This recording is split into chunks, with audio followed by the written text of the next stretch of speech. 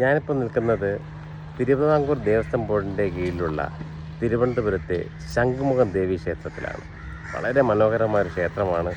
Thiruvananthapuram international എയർപോർട്ടിൻ്റെ അടുത്ത് സ്ഥിതി ചെയ്യുന്നൊരു അമ്പലമാണ് ഈ ശംഖുമുഖം ദേവി ക്ഷേത്രം. മാത്രവുമല്ല, ശംഖുമുഖം കടൽ തീരത്തിന് സമീപത്തുമാണ് ഈ അമ്പലം കുടികൊള്ളുന്നത്.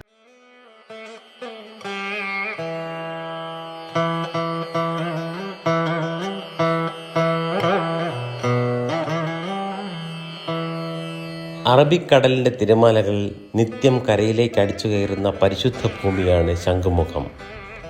ആ തിരമാലകളുടെ സംഗീതത്തിനിടയിൽ ഭക്തരുടെ മനസ്സിൽ ദൈവീകത നിറഞ്ഞു നിൽക്കുന്ന ഒരു ശക്തിപീഠമാണ് ശംഖുമുഖം ദേവി ക്ഷേത്രം.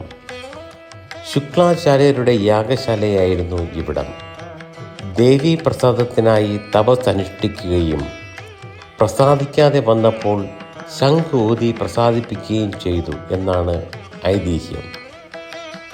ശ്രീ ചിത്തിര തിരുനാൾ മഹാരാജാവ് ഹെലികോപ്റ്ററിൽ നിന്നും എടുത്ത ചിത്രത്തിൽ ശംഖിൻ്റെ ആകൃതിയിലാണ് ഈ സ്ഥലം.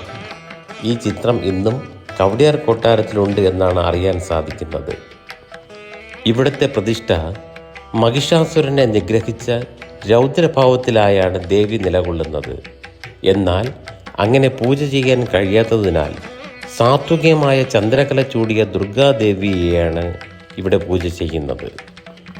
ഈ ദേശത്തിൻ്റെ ദേവനായ ശ്രീ പത്മനാഭസ്വാമി ഈ മണ്ണിൽ പള്ളി കൊള്ളുന്നതിന് ഈ ദേശത്തിൻ്റെ ഉടമയായ ശംഖുമുഖം ദേവിക്ക് വർഷത്തിൽ 2 പ്രാവശ്യം കരമായി പട്ടുവക 16,000 രൂപ നടക്കി വയ്ക്കുന്ന ഏക ക്ഷേത്രമാണ് ശംഖുമുഖം ദേവി ക്ഷേത്രം.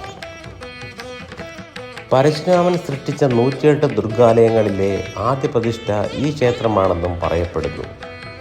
തിരുവിതാംകൂർ ദേവസ്വത്തിലുള്ള ഈ ക്ഷേത്രം മീനമാസത്തിലെ കാർത്തിക നാളിലാണ് ആറാട്ടും ഉത്സവവും നടത്തുന്നത്.